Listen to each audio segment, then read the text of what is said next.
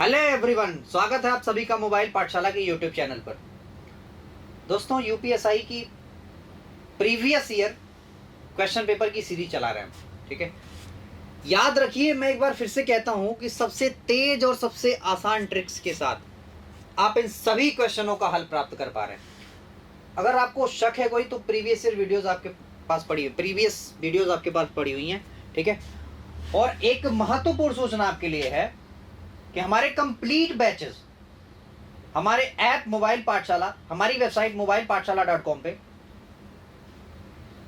बना के रखे हुए हैं। वो आप ही के लिए है, आपकी बेहतरीन तैयारी, आपके अच्छे मार्गदर्शन के लिए हमने वो सारे बैचेस बना के डाले हुए हैं। तो दोस्तों, अब ये आपकी जिम्मेदारी है कि आप हमारा ऐप इंस्टॉल करिए। ठीक है, हमारे बैचेस परचेज करिए और देखिए कि कितने अच्छे अच्छे कॉन्सेप्ट वहाँ पे पढ़ा के हमने अपने स्टूडेंट को, मतलब पुराने स्टूडेंटों को सफलता के सीढ़ियों तक चढ़ाया हुआ है। ठीक है, तो दोस्तों आइए आज का वीडियो शुरू करते हैं। ठीक है, और शुरू करने से पहले जरा आप एक बार वीडियो को लाइक कर दीजिए, फटाफट अपने दोस्तों के साथ शेयर कर दीजिए और जल्दी से जल्दी चैनल को सब्सक्राइब कर लीजिए अगर आप चैनल पर नए हो तो। ठीक है, आइए दोस्तों, आज अब आपके काम की बात है। आइए दोस्तों, कह रहा है कि निम्नलिखित संख्याओं में से कौन सी संख्या 8 की वृद्धि के बाद 7, 8, 5 और 11 से विभाजित हो जाती है। हमें कोई दिक्कत नहीं। 7, आओ जरा, 7, 8, 5 और 11। हमें अगर ऐसे ही लगाना है, पहली बात तो यहाँ ऑप्शन से लगा सकते हैं। ठीक है, कैसे कैसे चेक कर सकते हैं भाई। सबसे पहले देखो, लास्ट का 3 डिजिट 8 से डिवाइड हो रहा है क्या, पहले 8 जोड़ने के बाद ही देखना। तो 8 अगर जोड़ दोगे यहाँ पे, मैं दोनों तरीके बताऊंगा। 8 दूना 16 के 6 हासिल 1, 5 और 1 6। ठीक है, और इसके बाद 6 1। अब देखो जरा, लास्ट का 3 डिजिट क्या 8 से डिवाइड हो रहा है? तो आप कहेंगे 8 दूना 16, ये तो डिवाइड ही नहीं हो रहा है। इसका मतलब जब ये डिवाइड नहीं हो रहा तो इसका मतलब ये किसी नंबर से, मतलब इस नंबर से डिवाइड नहीं हो रहा, इसका मतलब ऑप्शन गलत है। फिर आओ भाई, यहाँ 6 जोड़ो। ठीक है, तो 6 जोड़ोगे तो भाई मेरे यहाँ हो जाएगा कितना, बताओ भाई कितना हो जाएगा? 6 2 6 0। 8 3 24 मेरे भाई, ये भी 8 से नहीं कट रहा है, ये भी 8 से नहीं कट रहा है, इसका मतलब ये भी ऑप्शन नहीं है। फिर कह रहा है यहाँ 8 जोड़ लो। तो मेरे भाई यहाँ अगर मैंने 8 जोड़ा तो देखो जरा, 6 1 6 8, देखो ये 8 से कट जा रहा है। लास्ट का 3 डिजिट अगर 8 से कटा तो पूरा नंबर डिवाइड, इसका मतलब ये ऑप्शन मेरा हो सकता है, अभी हुआ नहीं है। ठीक है, कब होगा भाई? जब इसको चेक कर लेंगे। अब इसमें 8 अगर जोड़ेंगे तो 8 2 10 यानी कि 100, 8 और 2 10 यानी कि 160, यानी कि 8 दूना 16, ये भी कट जा रहा है। इसका मतलब ये भी ऑप्शन हो सकता है। दो ऑप्शन कॉन्ट्राडिक्ट करने। अब जरा एक बार गौर से तो देखिए, अगर मैंने इसमें 8 जोड़ा है तो एक रूल होता है 11 से डिवाइड करना। भाई इन दोनों का जोड़ माइनस इन दोनों का जोड़ 0 बनाना चाहिए। क्या 0 बना रहा है? आप कहेंगे सर ना 0 तो नहीं बना रहा, और 0 नहीं बना रहा है तो क्या ये आपका आंसर हो सकता है? नहीं जी, बिल्कुल आपका आंसर ये नहीं हो सकता है। ठीक है, बना रहे क्या? देखो जरा, 6 6 12, 8 और 1 9, नहीं हो सकता। यहाँ देखो, 6 5 11, अरे 6 6 12, क्या भाई? देखो जरा, 8 हुआ, 8 1 9 हुआ, 6 6 12 हुआ, कोई ऑप्शन नहीं होगा। आइए जरा एक बार देखिएगा, हम यहीं से सॉल्व करने का प्रयास करते हैं। ठीक है, सबसे पहले कोई ऐसा नंबर ढूंढो जो इन सबसे कट जाए। ठीक है, ढूंढो भैया, कौन सा नंबर होगा? तो आप जानते हैं इनका एलसीएम होगा, और एलसीएम निकालना तो हर एक नंबर इंडिविजुअल है। इसका मतलब 8 पंजे 40 और 7 चौके 28, यानी कि 280 गुणा 11। तो मेरे मित्र, आप जानते हो 0 8 8 2 0 हासिल 1। ठीक है, 2 और 1 3, 3000। अब मैं आपसे कहता हूं कि अगर मुझे इनमें से कोई एक ऑप्शन निकालना है तो भाई 2 से गुणा कर दूं, ये भी तो इन सबसे कटेगा, आया ना। मैं इनमें 3 का गुणा कर दूं तो भी तो इन सबसे कटेगा, मैं 4 का कर दूं तो भी इन सबसे कटेगा, आया ना। तो करो भाई मेरे, यानी कि 0 8 दूना 16 के 6 हासिल, भाई 16 60 हो गया, और ये 2 हो गया, यानी कि 6 61। कट जा रहा है, हाँ भाई कट जा रहा है। 6 6 12, बिल्कुल कट जाएगा, ठीक है। यानी कि 16 और 61 60, ठीक है। तो देखो 61 60 तो कट ही रहा है, ठीक है, इसमें कोई दिक्कत नहीं है। तो 61 60 आपका ये वाला हिस्सा, ठीक है। 61 60 आ रहा था ना, ये वाला, सॉरी ये वाला नहीं, सॉरी भाई, 8 जोड़ने के बाद की बात कर रहा हूँ, ये वाला 61 60 यहाँ, ये आपका हिस्सा। बड़े आगे भैया, नेक्स्ट कह रहा है कि एक राशि में हर वर्ष अपनी मूल राशि से 1/5वें भाग की वृद्धि होती है, ठीक है। अगर वर्तमान राशि 10,000 रुपए है तो 3 वर्ष बाद कुल राशि क्या थी? आप जरा गौर से देखिए, आप देखिए, बहुत प्यारा सवाल है। कह रहा है कि एक राशि हर वर्ष अपनी मूल राशि से 1/5वें भाग की वृद्धि होती है। यानी कि अगर उसकी जो मूल राशि अगर x हो, ठीक है, सीधी सीधी बात है, या मैं इतना कह सकता हूं, अगर उसकी मूल राशि 5 हो, मैं मान लिया मैंने 5, उसकी मूल राशि 5 हो, तो 1/5 भाग वो हर बार वृद्धि करता है। इसका मतलब 1 की वृद्धि करता है हर साल, ठीक है, 1 की वृद्धि करता है हर साल। अब जरा एक बात बताइए कि हर साल अगर 1 की वृद्धि करता है तो 3 साल में कितनी वृद्धि करेगा? 3 साल में 3 की वृद्धि करेगा। बोलो, यानी 5 मेरा धन है, 3 की मेरी वृद्धि हो रही है, तो मेरा मिश्र धन क्या आया? 8। क्या है भैया? 8 आ गया। कह रहा ये 8 जो है ना, वो वर्तमान राशि है जो 10,000 के बराबर है, ठीक है। यहां से काटे मेरे बाबू, तो 1000 काटोगे तो 1250 और 1 जीरो और है, 1 यूनिट की वैल्यू आपको निकालना। क्या 5 यूनिट की वैल्यू निकालनी है, तो 5 यूनिट की वैल्यू क्या हो जाएगी बाबू?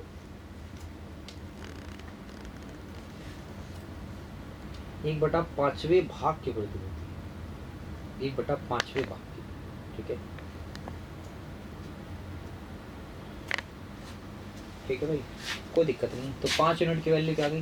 कह 3 वर्ष बाद कुल राशि कितनी थी? अगर वर्तमान राशि इतनी है, मैंने कुछ गलत ही कर दिया, ठीक है। गलत ये किया कि मेरे भाई ये जो 5 यूनिट था बराबर ना, वो इसके था, ठीक है, मैंने 8 फालतू में कर दिया, सॉरी भाई। इसके लिए आप हमें थोड़ा सा क्षमा करने का प्रयास करें, ठीक है, हम आपकी क्षमा प्रार्थी हैं। आइए दोस्तों, अब देखते हैं क्या होता है। ये 1000 10,000 के बराबर था 5। 1 यूनिट की वैल्यू क्या थी मेरे भाई? 1 यूनिट की वैल्यू हो जाती है 5 दूना 10 यानी कि 2000। कितना भाई मेरे? 2000, 20 यानी 2000। तो 8 यूनिट की वैल्यू 8 दूना 16,000, ठीक है, 16,000,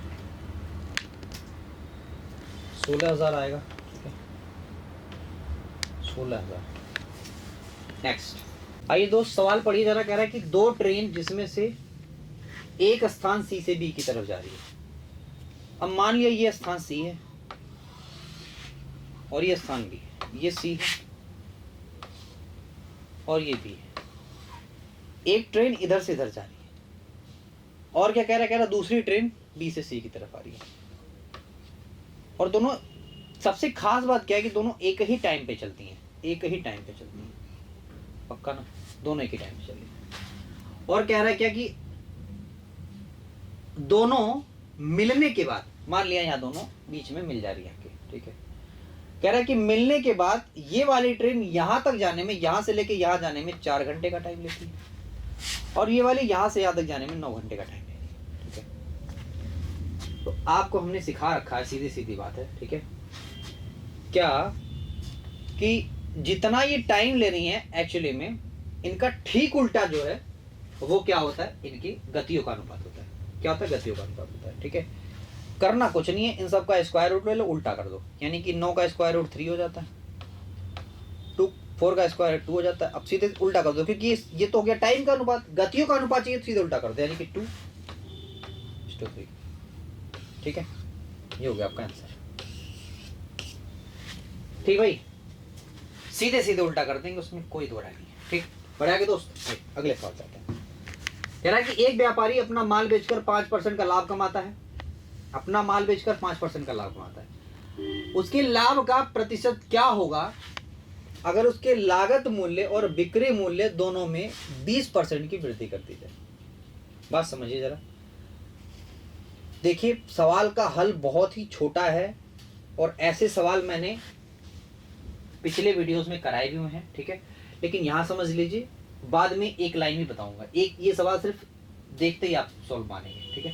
पहले समझ लीजिए, कह रहा है कि 5% का लाभ कमाने, 5% का मतलब 1/20। सीधी सीधी बात है, अगर मैं वस्तु 20 में खरीद के लाया हूँ तो 21 में बेच रहा हूँ, तभी तो मुझे 5% का लाभ है, ठीक है। फिर आपसे कह रहा है कि अगर उसके लागत मूल्य और बिक्री मूल्य को पर 20% की वृद्धि हो जाए। देखिए जी, इसमें अगर 20% की वृद्धि करेंगे, ठीक है, सीधी सीधी बात है, तो 20% की वैल्यू होती है 1/5, 1/5, ठीक है, 1/5, 1/5 करेंगे इसका तो 4 होगा, यानी कि 4 की वृद्धि कर दीजिए भैया, तो हो जाएगा 24। और इसमें अगर वृद्धि करने लगे 20% की, ठीक है, तो यहाँ भी तो वही होगा 1/5। अब 5 चौके 20, बचा यहाँ पे 10, मतलब 1 बचा, 10 गया, 5 दूना 10, 5 दूना 10, 5 दूना 10, ठीक है। यहाँ कितना बचा, सॉरी जी भाई, 5 दूना 10, ठीक तो है, 5 दूना 10 ठीक होगा, यानी कि 4.2, 4.2 की वृद्धि किया तो यहाँ हो कितना गया, 25.2। अरे भाई, ये तो कह रहा है कि 20% बढ़ गया, यानी कि 4.2 वृद्धि हो गई। अब जरा गौर से देखिए, कह रहा है कि उसके लाभ में कितनी वृद्धि हुई, तो जरा बताओ लाभ में कितनी वृद्धि हो रही है। तो आप सीधे सीधे देख सकते हैं कि कितना भाई, 1.2 की वृद्धि हो रही है, 1.2 की वृद्धि हो रही है, किस पे भाई, 24 पे, 100 का गुणा, ठीक है, 120 हो जाएगा। 120 होगा कि नहीं होगा, बताओ जरा, बटा 24, 12 दूना 24, 10/5, 10/2 हो जाएगा 5%। क्या भाई, 5%। आंसर हमारा 5%, मैंने कहा था ना। अब एक बार गौर से सुनिए, ऐसे क्वेश्चन मैंने प्रीवियस वीडियो में भी करा रखा है। गौर से सुनिए कि जब कभी भी हमारे लागत मूल्य और विक्रय मूल्य में समान समान वृद्धि करी जाती है, जैसे कह रहा है कि 30% की वृद्धि इसमें, 30% की इसमें भी, मतलब लागत मूल्य में 30%, बिक्री मूल्य में भी 30%, तो भी हमारा लाभ 5% ही होगा।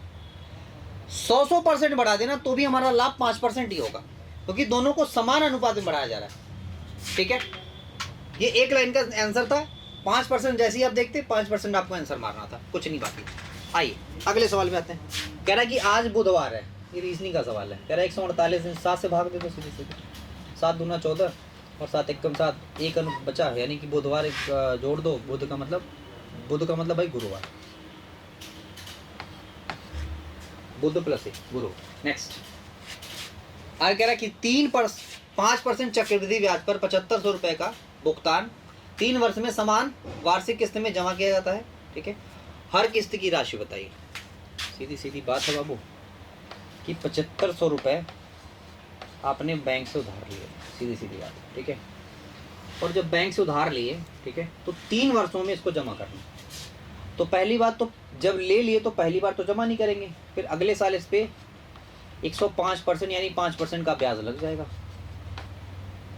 फिर आप आएंगे और एक कोई आप किस्त बांधे होंगे, उस किस्त को आप जमा कर देंगे। बोलो हाँ, जो भी किस्त आप बांधे, फिर क्या होगा, फिर इस पे फिर 5% का ब्याज लग जाएगा। हाँ, फिर क्या होगा भैया, फिर आप आएंगे, ठीक है, फिर आप क्या करेंगे, आप आएंगे और क्या करेंगे कि जितनी आप समान किस्त बांधे होंगे वो किस्त आप जमा कर देंगे। ये 2 साल की कहानी फिट हो गई। तीसरे साल फिर क्या होगा, 105% के हिसाब से फिर आपको ब्याज लग जाएगा। फिर आप आएंगे और पूरा पैसा चुकाएंगे और लाभ मतलब कि क्या कहते हैं कि इससे छुट्टी पा जाएंगे, मतलब कि अपने लोन से छुट्टी पा जाएंगे, ठीक है। यही तो कहानी है। अब इसी को तो सॉल्व करना कितना आसान है। आप देख सकते हो, स्पॉट लिख सकते हो 21/20, 21/20, 21/20 है ना। देखो इसको भी सॉल्व करना आसान है। 2 से काटोगे तो 2 3 6, 2 7 14, 2 5 10, 21 - x, गुणा, ठीक है, 21 गुणा 20 माइनस एक्स,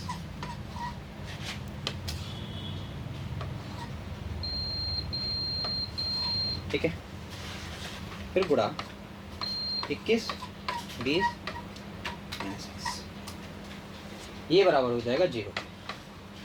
आपको कुछ करना नहीं है, आपको इनमें से कोई x की वैल्यू उठा के रख देनी है, ठीक है, जो इस इक्वेशन को सेटिस्फाई करता है। ये सबसे आसान तरीका है, अदरवाइज आप इसको सोल्व करके भी कर सकते हो, ठीक है, तो चाहो तो इसको सोल्व कर लो, अदरवाइज एक x की वैल्यू उठा के यहाँ पे रख दो तो बड़े आराम से आपका आंसर आ जाएगा, ठीक है।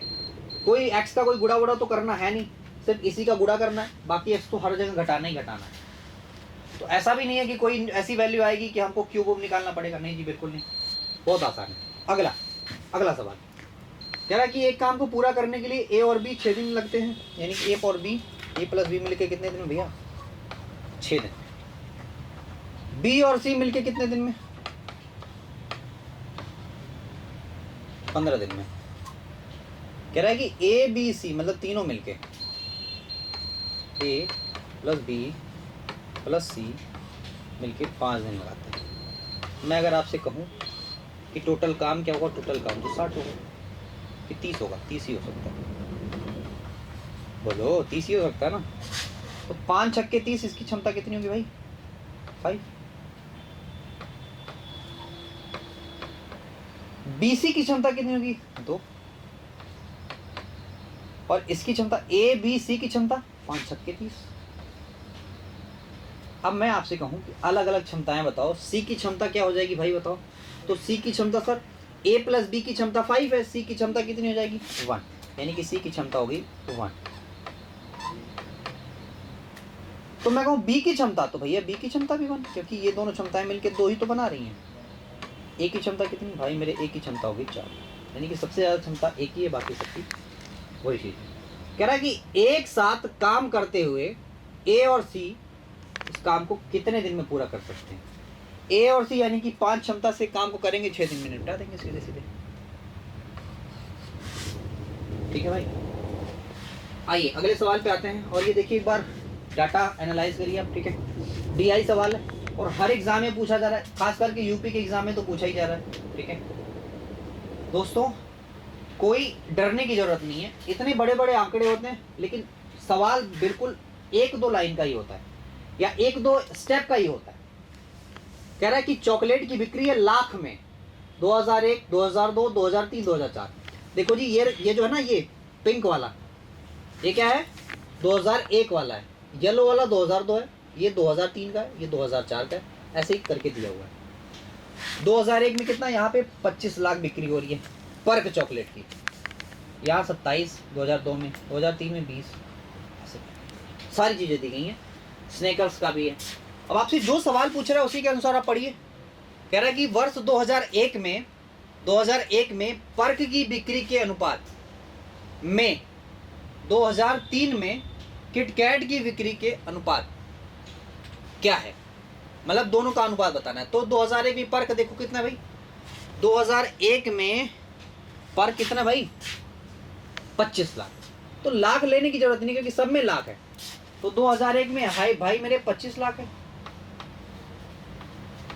और क्या कह रहा है? और आपसे कह रहा है कि 2003 में किटकैट, तो किटकैट क्या है भाई? देखो यहाँ पे। और 2003 की बात कर रहा है, 2003 देखो इस कलर में है, हल्के पिंक में, तो 30। कह रहा है इन्हीं दोनों का अनुपात बताना है। तो 5 25 25, 5 छक्के 30। अब बताओ कितना आसान सवाल था ये, इससे भी आसान बताओ कोई सवाल पूछा जा सकता है क्या? नहीं।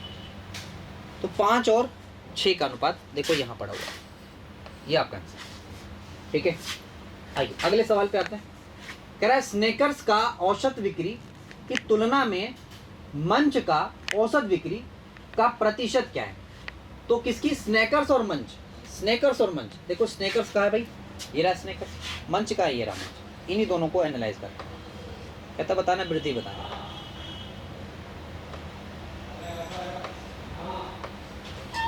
ठीक है, आओ जरा सबसे पहले तो औसत निकालना है ना जी भाई, औसत ही निकालना है, ठीक है।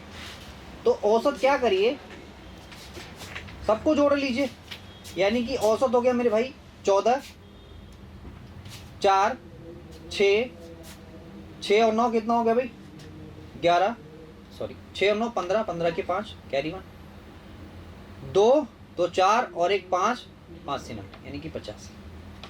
बचा क्या हो जाएगा बटा 4, क्योंकि औसत तो यही होता है। स्नेक का निकालो, देखो भाई 6 7 2 9 9 9 8 17 के 7 कैरी 1, 2 2 4 2 6 और 1 7 यानी कि 77, 77 बटा 4। अब जरा बताओ गौर से, ये बड़ा कि ये बड़ा? तो आप कहोगे यही बड़ा है। कितना ज्यादा बड़ा है? आप कहेंगे सर ये जो है वो 9 ज्यादा है, 9 ज्यादा है, 9 बटा 4 ज्यादा है। तो किससे ज्यादा है? 77 बटा 4, 4 से 4 गया, अरे 4 से 4 गया, ठीक है। और 9/77 यानी कि 77 गुणा 100, ठीक है। अब देखिए जिस तरह का ऑप्शन दिया होगा उस तरह से आप सवाल लगाएंगे। क्या कह रहे भाई 9 बटा 77, ठीक है। औसत बिक्री का प्रतिशत क्या है? अच्छा तुलना करनी थी, कम ज़्यादा नहीं बताना था मेरे भाई, तुलना ही करनी है, ठीक है। तो तुलना कुछ नहीं, देखो जरा तुलना करनी है तो आप कहना है कि भाई ये वाला जो है, ठीक है, इसका कितना प्रतिशत है, यानी कि 77, आ जाओ, ये था ना, कह रहा है कि 77 बटा 4 ये 85 बटा 4 का कितना प्रतिशत है। सीधी सीधी बात है, 4 से 4 गया, 85 उधर जाएगा, यानी कि 7700 बटा 85, 85 से काटोगे तो 17 × 85 यहाँ हो जाएगा, 5 से 5 5 9 10 यानी कि 20, 17 से काटिए भाई तो 17 चौके 68, ठीक है, 17 चौके 68 हुआ, बचा कितना 9 यानी कि 90, ठीक है। 17 × 25 85, ठीक है, 85 हुआ, बचा कितना भाई बताओ भाई कितना बचा? तो 17 × 25 85 हुआ, तो मेरे ख्याल से बच गया, कितना बच गया, दशमलव लगाओगे 5, ठीक है, 50 हुआ, 17 × 3 = 51, लगभग 3 के आसपास, और गुणा 2 भी है उसको भी रख लो, यानी कि 90.6 के आसपास आएगा। तो 90.6 देखो यही तो है, क्योंकि हमने यहाँ पे 3 ले लिया था, बट हमारा जो भी आंसर है बिल्कुल करेक्ट आया। क्यों? देखो 45 का 2 गुना करोगे तो 90, और मैंने यहाँ पे 3 जबरदस्ती लिया हुआ था क्योंकि अप्रोक्सीमेट वैल्यू, तो 90.56 ये आपका करेक्ट आंसर है। नेक्स्ट कह रहा है कि डेयरी मिल्क की औसत बिक्री की तुलना में किटकैट का औसत बिक्री प्रतिशत वृद्धि। कह रहा है कि डेयरी मिल्क और किसका? किटकैट। तो डेयरी मिल्क और किटकैट पे आ जाओ। कह रहा है कि डेयरी मिल्क यहाँ है, देखो जरा, किटकैट कहाँ है मेरे भाई? ये रही किटकैट यहाँ।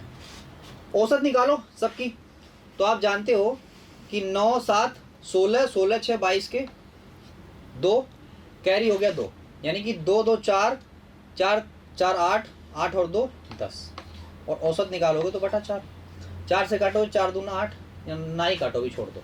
इधर आ जाओ, डेयरी मिल्क की बात कर रहा ना, तो डेयरी मिल्क में क्या हो जाएगा भाई मेरे, जरा देखो 3 3 6 4 10 के सुन, हासिल कितना? हासिल 1, 2 2 4 2 6 2 8 और 1 9, यानी कि 90। औसत निकालोगे बटा 4। अब बताओ ये कितना ज्यादा है? तो आप कहोगे 12 ज्यादा है, 12 ज्यादा है बटा 4, और परसेंटेज निकालना तो बटा 100 कर दीजिए, यानी कि 4 3 12, ठीक है। कितना ज्यादा भाई मेरे बताइए जरा, 12 ज्यादा है, औसत कितना है 4, ठीक है। किससे किससे? तो कम वाले से, यानी कि 90/4, 90/4, तो 4 से 4 गया, ठीक है। और ये करेंगे आप जरा तो 12/90 इधर कर लो, 12/90 गुणा 100, 12/90 गुणा 100, यही तो 0 से 0 गया, 3 से काटिए 3 चौके 12, 40 हुआ। 40/3 का मतलब क्या होता है बताओ जरा? 13 पॉइंट समथिंग, यानी कि 13.33, यही तो आंसर है 13.33। ठीक है, यहाँ DI के सवाल बहुत आसान थे। अब आते हैं अगले सवाल पे। कह रहा है कि एक कॉलेज में लड़कों की कुल संख्या कॉलेज में लड़कियों की कुल संख्या से 16% अधिक है। ठीक है, देखो जी, अगर मैं आपसे कहूं क्या लड़कियों की कुल संख्या 16% अधिक है, लड़कियों की कुल संख्या से 16% अधिक है, यानी कि अगर लड़कियां 100% है तो लड़के सीधे सीधे 116% होंगे। अब कह रहा है इन्हीं दोनों का अनुपात बताना है। तो कितना आसान सा सवाल था और लगा सकते बड़े आराम से। 2 5 दूना 10, ठीक है, और 2 8 16, 4 से भी कट जाता है, कोई दिक्कत नहीं, फिर से काट देते हैं, ये 50 हो जाएगा। फिर से काटोगे एक बार तो यहाँ 25 आ जाएगा। यहाँ काटने का प्रयास करोगे तो 2 दूना 4 और 2 9 18, 29 अपॉन मतलब इस टू 25। तो कहाँ है भाई 29 और 25? वे इतना गलती करता है वे, ये आंसर है। ठीक है, बढ़िया क्या भाई। अगले सवाल पे आते हैं और देखिए जरा सवाल को। कह रहा है कि एक ट्रेन 72 किलोमीटर पर घंटे की रफ्तार से बढ़ रही है। अगर ट्रेन की लंबाई 220 मीटर है तो 230 मीटर लंबे प्लेटफॉर्म को पार करने में कितना समय लगेगी? सीधी सीधी बात है। तो टोटल लंबाई को पार करेगी, यानी कि 220 और 330 हो गया 550। 550 मीटर लंबाई को तय करना, मतलब इतनी लंबाई को ट्रेन क्रॉस करेगी। ठीक है, अब जरा देखो ये 72 है। ठीक है, सीधे सीधे बताओ 18 का कौन सा मल्टीपल है? 18 का चौथा मल्टीपल है, यानी कि जो मीटर पर सेकंड में आएगा वो 5 का चौथा मल्टीपल होगा, यानी कि 5 के 20 होगा। सीधी सीधी बात है। 0 से 0 गया भाई। 55 का आधा कितना होता है जरा बताओ? 27 सेकंड। बहुत आसान था। नेक्स्ट कह रहा है 3 पे, ये देखो आ गया ना सवाल। कह रहा है इसके रिमाइंडर बताओ। बहुत गजब चीजें मैंने करा रखी हैं आपके कोर्सेज में भी और यूट्यूब पर भी वीडियो पड़ी हुई है इस रिलेटेड।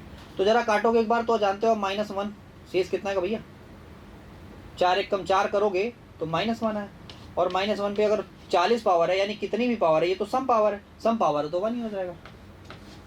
ठीक है, नेक्स्ट कह रहा है कि सबसे छोटी संख्या का पता लगाइए जिसे 2/3, 3/5, 6/10 इन सबसे काटने से, ठीक है, जो भागफल पूर्ण संख्या है। ठीक है, तो सीधी सीधी बात है, कुछ करना नहीं हमें, हम 6 संख्या मांग लेंगे, 6 संख्या मांग लेंगे। ठीक है, और 6 से इससे भी गुणा करो तो भी वही चीज आना है, इससे भी गुणा मतलब इससे भी भाग दो तो भी पूर्ण आना है, इससे भी भाग दो तो भी पूर्ण आना है। इसका मतलब 6 ही वो संख्या है दोस्त, 6 ही वो संख्या है, ठीक है, जिससे हमेशा भाग देने पर, ठीक है, वो पूर्ण संख्या ही प्राप्त हो।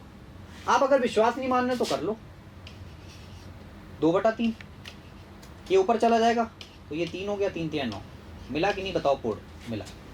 फिर 6 में अगर मैं क्या करूं, 3/5 का भाग देना चाहूं तो 5 तो ऊपर चला जाएगा, 5 छक्के 30 यानी कि 10, ये भी खत्म। यहाँ करने का प्रयास करो, 6 से कट जाएगा, इसका मतलब 10 यहाँ हो जाएगा। यानी कि हर हाल में जो मिल रहा है ना वो पूर्ण संख्या कब मिल रही है? जब मैं 6 को ले रहा हूँ, यानी 6 आपका आंसर। अच्छा, मैंने निकाला कैसे ये भी समझ लीजिए। इस वाले का एलसीएम ले लिया, सीधे सीधे अंश का एलसीएम ले लिया, वही मान लिया मैंने। आइए अगले सवाल पे आते हैं। अगला सवाल कर लेना यार, बहुत आसान सवाल है। ठीक है, नेक्स्ट। या एक्स की वाई की वैल्यू सीधे उठा के रख देना वहां से। कह रहा है कि एक समकोण त्रिकोण ABCDEF, ठीक है, क्षेत्रफल क्रमशः, इसके क्षेत्रफल क्रमशः 144 81। अरे भाई ये क्या कहते हैं कि ये समरूप है। ठीक है, ये क्या है? समरूप है, समरूप, यहाँ लिख दो समरूप है, ये समरूप है। तो अगर बताओ ये 144 से 181 है तो इनके स्क्वायर क्या होंगे, मतलब स्क्वायर रूट क्या होंगे? 12 और 9, 12 रिप्रेजेंट करता है कितना? 36 को। तो जिसका मतलब जो अनुपात इससे इनका होगा वही अनुपात इससे इनका होगा, यानी कि अगर ये 12 या 36 ये 3 अनुपात बना रहा है, इसका 9 या 27, ये क्या इसकी भुजा कितनी बनाएगी भाई? 27, यानी कि दूसरे त्रिभुज की जो भुजा होगी ना वो 27 बनाएगी। सीधी सीधी बात है। बहुत प्यारा सवाल था, बहुत गजब सवाल था, ऐसे सवाल पूछ सकते हैं। नेक्स्ट कह रहा है कि 10, 18, 14, 26 से क्या घटाया जाना चाहिए ताकि परिणामी संख्याएं अनुपातिक नहीं, समानुपातिक, ठीक है। समानुपाती लिखो, समानुपाती, समानुपाती, यहाँ समानुपाती लिखा हुआ है, ठीक है। अब देखिए समानुपाती का मतलब क्या है, इस तरह से ये समानुपाती का चिन्ह 26। तो बताओ मैं क्या घटा दूं, सब में से दो दो घटा दो, यानी कि ये 8, ये 16, ये 12, 24। मतलब सीधी सीधी बात है, जो अनुपात इसका इससे हो वही अनुपात इससे इसका हो। तो देखो जरा 8 दूना 16, ठीक है। यहाँ देखो 12 दूना 24, ठीक है। तो कहने का मतलब ये है कि जो अनुपात इससे इसका है वही अनुपात इससे इसका है, इसका मतलब 2 ही घटा दो और समानुपातिक सब मिल जाएंगे, ठीक है भाई। आइए अगले सवाल पे आते हैं। अगला सवाल बहुत प्यारा सवाल है, पावर इंडिसेस का सवाल है, बहुत ही गजब सवाल है। आइए दोस्तों जरा करने का प्रयास करिए एक बार। कह रहा है आपसे क्या कि माइनस का, ये पूरे पे है क्या बटा, माइनस का 1, ठीक है, बटा 729, ठीक है, -2 बटा 3। सॉल्व करो, कोई दिक्कत नहीं है। -1 अपॉन 9 का क्यूब हो जाएगा पूरा -2 बटा 3, 3 से 3 गया। माइनस का मतलब क्या होता है जरा बताइए हमें। तो आप जानते हैं सर माइनस का मतलब होता है कि ये ऊपर चला जाएगा सीधे सीधे, यानी कि 9 का स्क्वायर हो जाएगा, और माइनस तो है ही पहले से, यानी कि 9 9 81 होगा, लेकिन क्या है आंसर हमारा माइनस का आएगा, ठीक है। 9 9 81, देखिए ये माइनस प्लस का बदलता जब इसके अंदर होता, अंदर तो है नहीं, तो ये हो जाएगा -81। अगला सवाल देखिए जी, कह रहा है कि a upon B is equal to 5/8। सीधी सीधी बात, अगर a की वैल्यू 5 है तो b की वैल्यू 8 है, बस ये रख दो, कुछ नहीं करना। बाकी a और b घटाओगे, a और b अगर घटाओगे तो 3 आएगा, और जोड़ोगे तो 8 और 5 कितना आता है, 8 5 13। तो मेरे भाई ये हो गया 11 बटा 14, प्लस यहाँ करोगे तो 3 आया, यह कितना बताओ बे, 13। अब सवाल लगाने का मतलब ये नहीं कि आप पूरा सॉल्व ही कर दीजिए, ठीक है। बस इतना समझ लीजिए क्या कि 13 चौके 52, 52 के 2 यानी कि 2। देखो लास्ट में 2 किसके मिल रहा है, किसके मिल रहा है, तो जरूरी नहीं है कि आप पूरा सवाल हल करें, ठीक है। अब आप आंसर करेंगे तो 85 और ये हो जाएगा 182, जरूरी नहीं है। यूनिट डिजिट से आप सवाल का आंसर निकाल सकते हैं, बस अप्रोच होनी चाहिए, ठीक है। आइए नेक्स्ट, कह रहा है किसी भी दो समूह ए और बी। देखिए जी मैं सेट थ्योरी तो मैंने, ठीक है, इतना ज़्यादा पढ़ाया नहीं है, बट ये कि सवाल मैं पूरे लगवा रहा हूँ। देखिए मैं बताता हूँ, अगर मान लीजिए आपके लिए कोई ए बी और सी और डी ऐसे करके कोई एक सेट हो, और कह रहा है कि बी अगर कोई ऐसे सेट हो, ठीक है, कैसे मान लीजिए सी डी ई एफ ऐसे कोई सेट हो, तो ज़रा मुझे बताइए क्या कि मेरे भाई ए यूनियन बी क्या होगा। तो यूनियन कैसे निकाला जाता है, कुछ करना नहीं होता, बस इन दोनों में कॉमन देख लो। तो अगर इन दोनों में कॉमन देखना है तो बताओ कौन कॉमन है, कह रहा है सी और डी कॉमन। अब कह रहा है कि A intersection A union B, ये निकालो, ये यूनियन बी। तो सीधी सीधी बात है क्या, अब हमें इस वाले में से इसको घटाना होता है सीधे सीधे। तो घटाएंगे, देखो जरा सी और डी तो कट जाएगा, तो बचेगा क्या, बचेगा सीधे सीधे सेट ए, यानी कि सेट ए के जितने जो भी बचेंगे, यानी कि जो भी बचेगा वो सेट ए का ही बचेगा, ठीक है, मतलब ए का ही एलिमेंट बचेगा। देखो ये हमारा सेट ए हमारा आंसर हो जाता है, ठीक है। ए का मतलब सीधे सीधे होता है सेट ए हमारा आंसर है, ठीक है बच्चे। ये सेट का सवाल था और बेहद आसान सवाल, ठीक है। तो दोस्तों आज लेते हैं आपसे विदा, और जाने से पहले हम आपसे एक बार फिर से कहते हैं कि हमारे कंप्लीट कोर्सेज हमारी वेबसाइट और हमारी एप्लीकेशन मोबाइल पाठशाला.com हमारा वेबसाइट है हमारी, और मोबाइल पाठशाला हमारा एप्लीकेशन है, उसे पढ़े जाइए, आज ही रजिस्टर करिए, और जितनी चीज़ें हैं, जितने कॉन्सेप्ट पढ़ाए गए हैं, उसका आज ही जाके उसका लाभ उठाइए। ठीक है, थैंक यू वेरी मच।